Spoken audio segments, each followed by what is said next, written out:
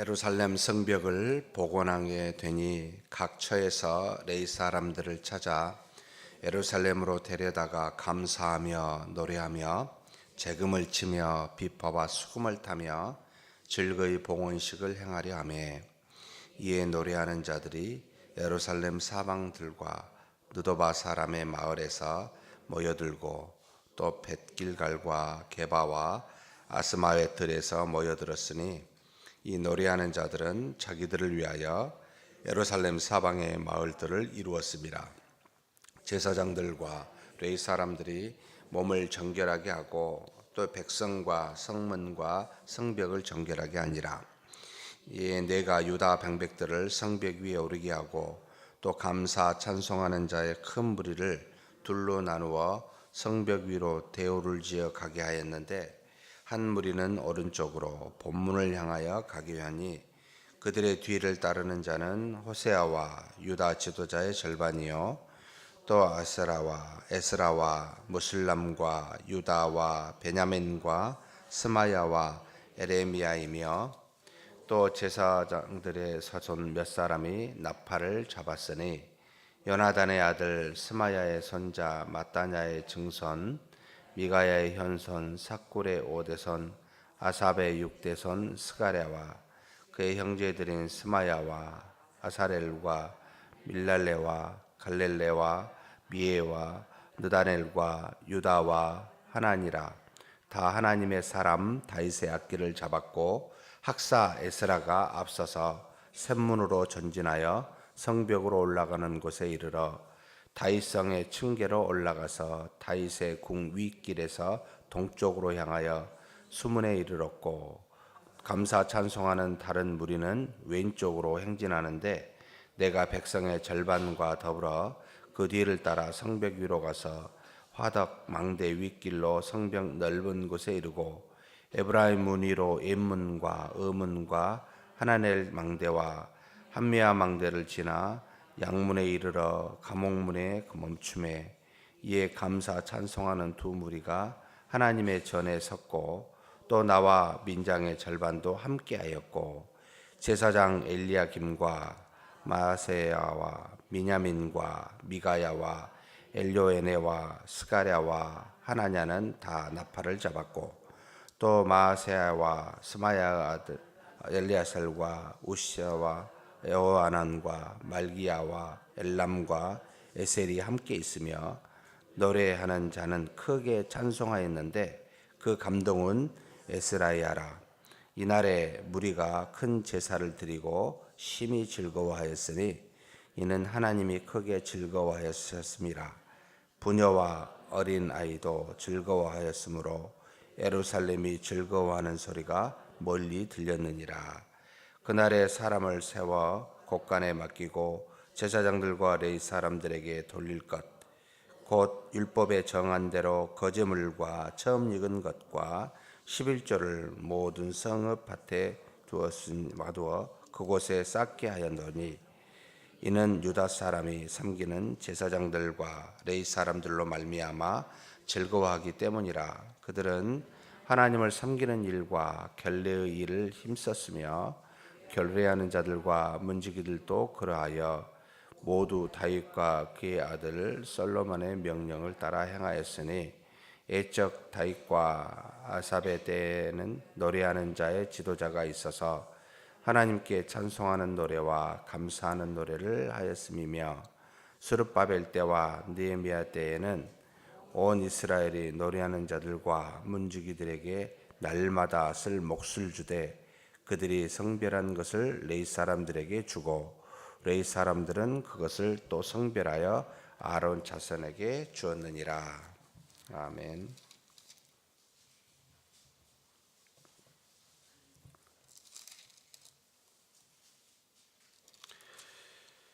우리가 어제 11장에 조직에 대해서 어떻게 쭉 정비를 했는지 보여주고 있고, 오늘 이제 12장은 특별히 제사장 레위 지파 사람들의 이름들을 1차 포로기한 538년입니다. 그래서 2차 458년 그러니까 수룹바벨에서 1차에 왔고 2차는 이제 에스라에서 3차는 느헤미야에 의해서 오게 되었는데 그때 돌아온 사람들의 제사장이 누구고 레위 사람들이 누구인지를 일일이 그들의 족속과 족속의 우두머리를 다 적어놨습니다. 이걸 보면서 이 느헤미야는 굉장히 기록을 참 잘하는 사람이다. 아마도 아닥사스다 왕의 술 따르는 관원으로 고위직에 있어서 그런 어떤 기록에 관련된 그리고 조직에 관련된 부분에 대해서는 굉장히 탁월하게 어떤 능력을 발휘하고 있게 보입니다. 물론 읽는 우리로서는 도대체 누가 누군지 이야 참 이스라엘 사람들의 이름도 참 다양하다 생각하기도 하고 그리고 뭐 스가랴나 예수아나 이런 사람은 스룹바벨이나 이런 사람은 참 이름이 많아서 누가 누구지 헷갈린다 이런 생각도 하면서 읽게 됩니다. 그런데 어찌 되었든 사람들의 이름을 잘 기록해서 지금 현재 2500년 뒤입니다. 보고 이게 알 수 있듯이 우리 교회의 역사에 참 이런 어떤 기록들을 잘 정비해서 놓는 것도 매우 중요하다라는 생각을 동시에 스스로 좀 해보게 됩니다. 어찌되었든 이런 분들을 하나님이 세워서 당신의 뜻을 이루어가고 그때 당시 하나님께서 어떤 사람들을 사용하여 제사장이 누구였고 레위인이 누구였고 이런 걸 다 기록하게 한 것은 참 은혜가 있다. 그런데 크게 12장 전반부에 이렇게 기록하면서 하나님 앞에서 제사를 드리는 제사장과 물론 레위지파 속에 있는 아론의 반차를 따라서 제사장을 했죠. 그래서 레위지파는 훨씬 더 크게 보는데 이 제사장 외에 나머지 사람들은 크게 두 종류로 이 레위지파 사람들을 나누었습니다. 그러니까 제사장을 돕고 있는 사람, 제사장 맞은편에 서서 제사를 드릴 때 노래하는 자, 찬송하는 자라고 기록되어 있습니다.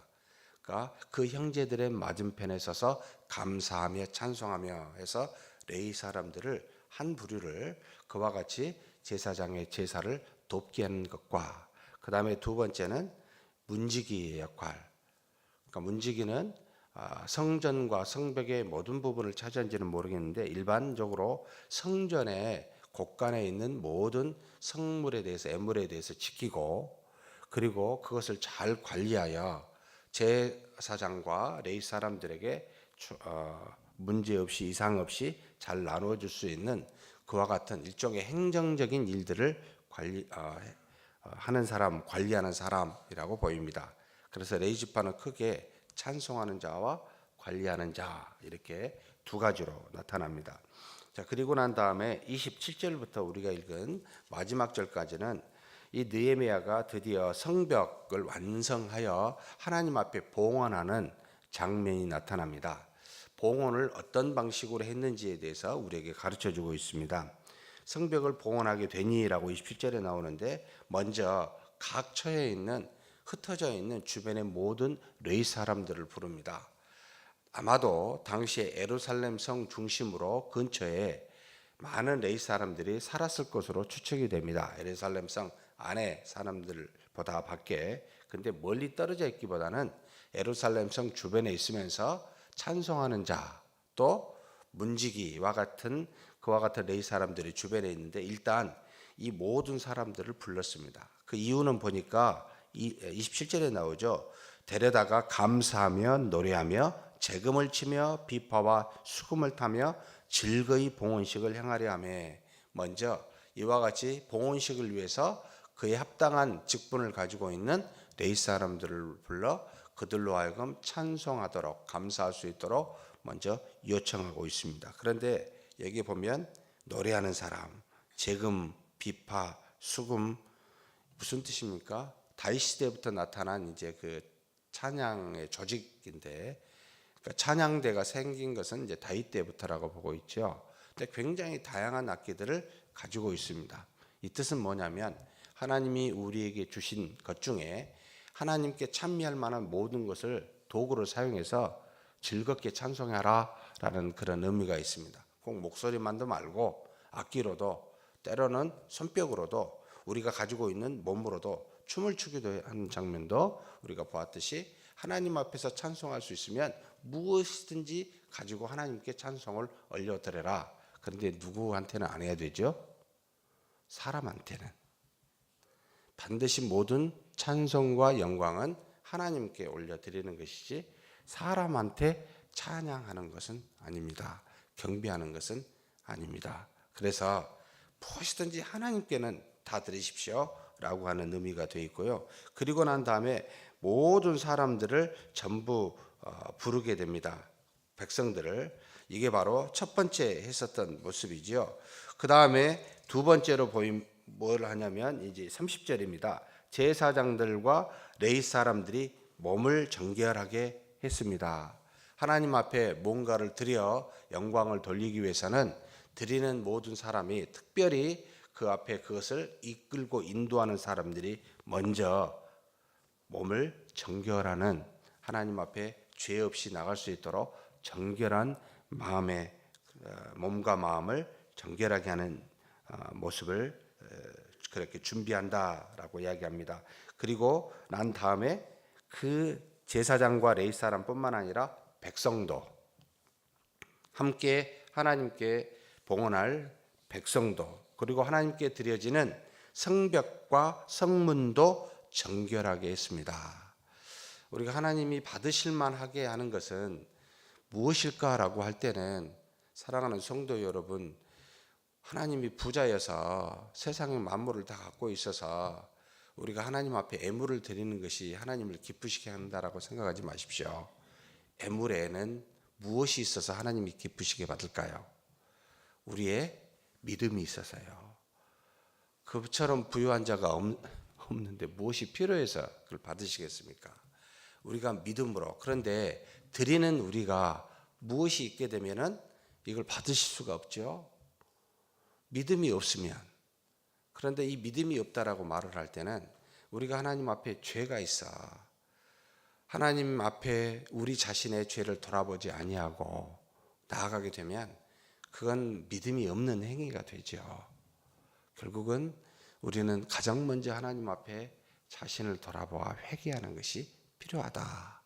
그래서 정결함을 먼저 제사장부터 시작해서 드려지는 모든 성벽까지 정결케 했다.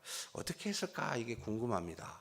우리 몸을 씻고 하나님 참 또 여러 가지 모양으로 하나님 앞에서 잘못한 것이 없는지 돌아보고 이렇게 했겠지만 우리 각자가 그런 부분들은 좀 생각해 볼 필요가 있습니다. 그리고 난 다음에 무엇을 하냐면은 바로 이제 네 번째가 나오는데, 유다와 방백들이 둘로 나누어서 성벽을 올라가게 합니다.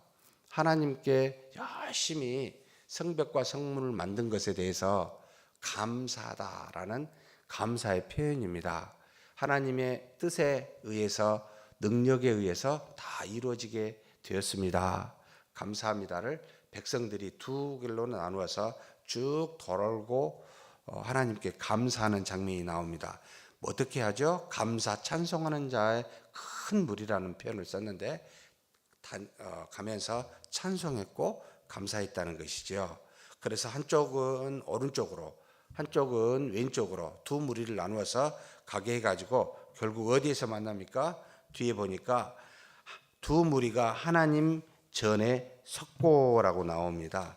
하나님 전 앞에서 전부 다 모이게 되지요. 이 사람들이 무엇을 하려고 하나님 전에 섰겠습니까? 바로 하나님 앞에 다섯 번째로 제사를 드리기 위해서였습니다.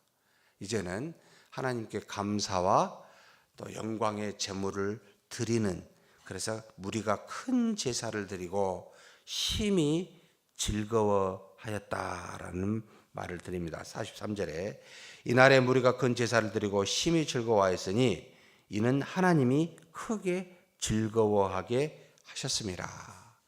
그들의 마음속에 즐거움이 가득하게 되었습니다. 우리가 주일날 제가 1부 예배 때, 2부 예배 때 또는 다른 교회 가서 이렇게 예배를 드릴 때 표정을 보면 어떻다고 보이십니까? 예.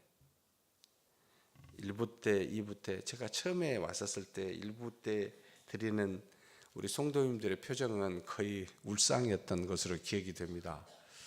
2부 때는 안 그랬는데 왜 1부 때는 이럴까? 몇 달 뒤에 그 이유를 제가 알게 되었습니다만 지금은 참 많이 웃는 모습들이 있어서 참 감사한데요. 하나님이 우리에게 주시는, 여러분 언제가 가장 기쁘겠습니까? 예배를 드릴 때가 아니겠습니까? 안식할 때, 평안을 누릴 때는 예배 때인데 그때 인상 쓰고 계신 분들은 아마 심각한 문제가 있는지 모르겠습니다만 하나님께 맡기고 하나님이 주신 기쁨으로 즐거워하는 것이 우리의 몫이다 하는 것도 알았으면 좋겠습니다. 그렇게 즐거워하고 큰 제사를 드려서 감사하는데 이 소리가 예루살렘 멀리에서도 들렸더라라는 표현이 있습니다. 얼마나 즐거워하면 하나님이 우리에게 주시는 기쁨은 우리에게서 끝나지 아니하고 많은 사람에게 전달이 됩니다. 그래서 종종 어떤 분을 만나면 또 만나고 싶을 만큼 기분을 시원하게, 마음을 시원하게 하신 분이 있고, 어떤 분을 만나면 안 만나고 싶을 만큼 별로 마음에 즐거움이 없이 도움이 안 되는 분들도 있습니다. 우리 각자가 좀 만나고 싶다, 저분은 만나면 너무 좋다라고 하는 그런 사람들이 되었으면 좋겠습니다. 그것은 우리 마음속에 주님이 주시는 기쁨으로 사람을 대하면 여러 사람들이 자기도 모르게 영향을 받습니다. 이게 주의 능력이라고 저는 믿고 있습니다. 우리가 그런 저와 여러분이 되었으면 좋겠습니다. 그리고 난 다음에 백성들이 무엇을 하죠? 너무 감사하고 기뻐서 예물을 드리는 게 나타납니다. 레위인들과 제사장들로 인해서 그들이 기뻐하여 그들이 자발적으로 예물을 드리게 됩니다. 그래서 거제물, 처음 난 것 10분의 1은 드려서, 자신의 것이 아니기 때문에 드려서 이것들로 하여금 바로 곡간에, 성전의 곡간에 쌓게 하고, 이것이 레위인들과 성별하에 드리는 것이 레위인들에게 가게 하고, 레위인들은 자신들에게 온 것을 또 성별하여 바로 제사장에게 주어 모두가 다 주 안에서 기쁘게 하는 일들이 나타납니다. 이것이 정상적인 우리 신자들의 일반적인 삶이 아닐까라는 생각이 듭니다. 하나님이 주신 것 감사하기 위해서 찬양하며 감사하도록 모이고, 자신을 성결케 하고 하나님 앞에서 감사한 것들을 돌아보며 즐거워하고, 그리고 전에 모여서 제사를 드려 크게 기뻐하고 그 기쁨을 하나님께 예물로 드림으로 함께 모든 사람이 즐거워할 수 있는 삶, 굉장히 일상적인 신자들의 모습이라는 생각이 듭니다. 그렇게 사는, 정말 이런 모습으로만 사는 저와 여러분이 되기를 주의 이름으로 축복합니다. 하나님 아버지 감사합니다.